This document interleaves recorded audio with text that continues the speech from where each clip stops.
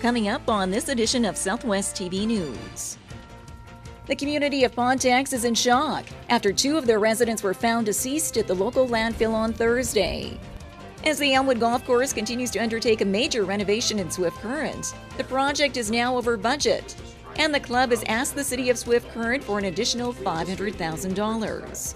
As we head into the middle of July, we're entering prime West Nile Virus season.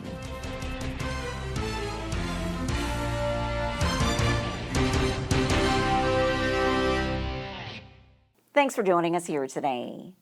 RCMP are continuing their investigation into the sudden death of 2 local residents in Ponteix. We have more in today's top story. The community of Ponteix is in shock after 2 of their residents were found deceased at the local landfill on Thursday. According to the RCMP, members of the local detachment were called out to the landfill, approximately 6 kilometers east of Ponteix, just before 4 o'clock. Upon arrival, RCMP discovered the bodies of 2 men. Autopsies are now scheduled for both of the deceased on July the 13th. And through discussions with local residents, Southwest TV News has learned that the deceased are 81-year-old Lawrence Sincere and 76-year-old Mike Kuzik.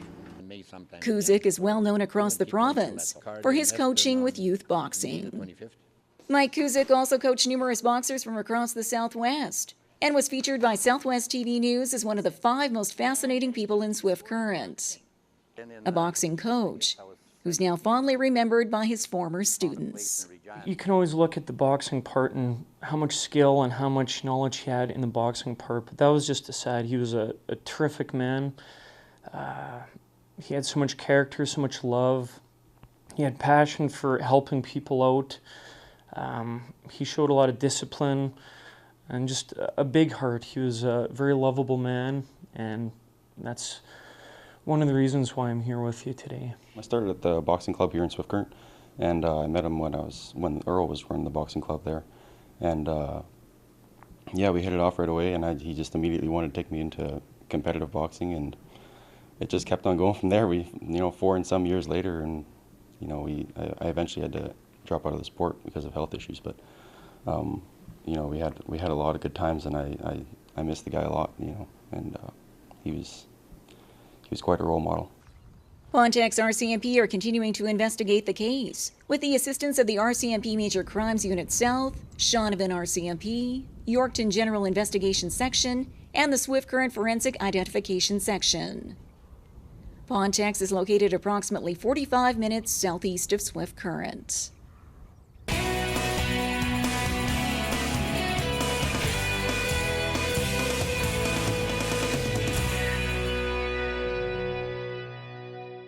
Another exciting season of Market Square returns to downtown Swift Current, featuring live entertainment, fresh garden produce, crafts, and other unique vendors. Market Square, every Saturday at the corner of Central and Chaplin.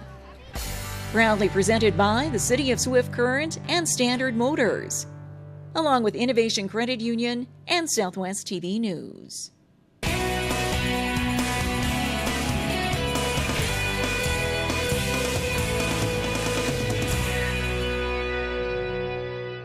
As the Elmwood Golf Course in Swift Current continues on with its expansion, it's now asking the city for more money.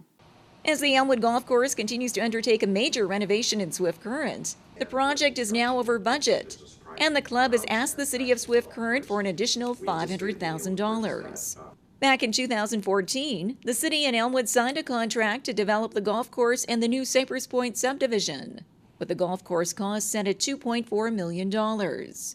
The city agreed to provide financial backing for this project and has now been asked to increase that assistance to $2.9 million, as costs have increased in a number of areas for the project, including $250,000 for the purchase of sand from a supplier in Warman, and an additional $250,000 for various other project costs. Mayor and council approved the increase in the line of credit for Elmwood at a recent council meeting, citing that the project is unique for all parties involved.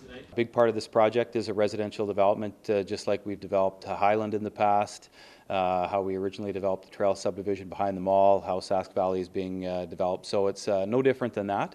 It's just because it's another part of this project. And as I said, I think the second part of it is it's certainly not a grant or a handout to the Elmwood Golf and Country Club. They are repaying all interest costs. The development pays for some of the construction costs, and they will pay it back. So, as I said, if you compare it to other recreation facilities that the city has, where normally we bear 100% of the construction costs, and then anywhere from 50 to 70% of the annual operating costs. In this particular project, taxpayers have the good fortune of owning the asset. We don't have any of the capital costs, and we don't have any of the operating costs. Elmwood will start reimbursing the city as of July 1st, 2018, 2 years ahead of the original agreement. In the end, the city will recoup its investment from Elmwood and make additional revenue from the sale of residential lots in the new Cypress Point subdivision. And if Elmwood fails to reimburse the city, the following scenario would take place. So in terms of security for taxpayers, we own all the land, all the leasehold improvements. So your worst case scenario is the city takes control of operations on a golf course that has been recently renovated with tax revenue on it, which over the long term is going to probably generate anywhere between $250,000 and $300,000 a year in tax revenue when that property is development. So I think in hindsight we would look at it and go into the same deal again because there is no risk to the taxpayer, there's no cost to the taxpayer, and it is a good solid agreement in terms of moving things forward. Upgrades to the Elmwood Golf Course are now set for completion in 2020.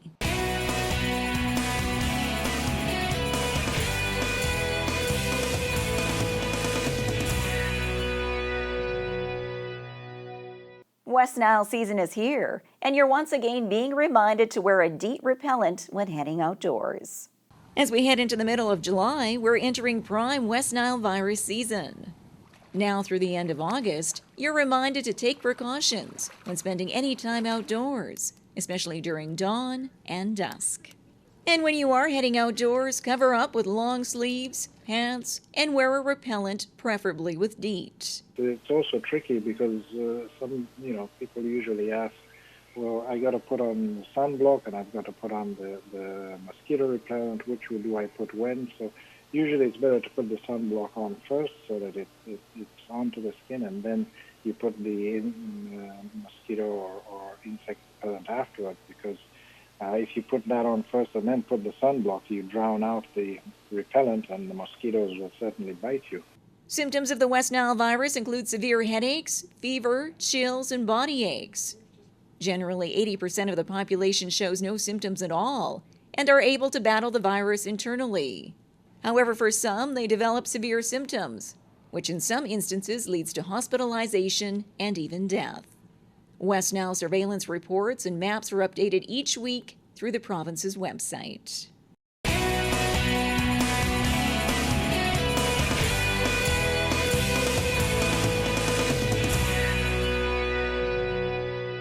Well, this brings to a close another episode of Southwest TV News, reporting the stories that matter to you.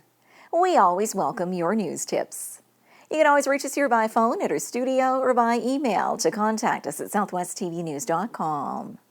Also, be sure to join us daily online for the latest news from across Southwest Saskatchewan and so much more at MyLocalTV.ca. And be sure to follow us on a range of social media. Thanks for joining us here today. I'm Carol Andrews.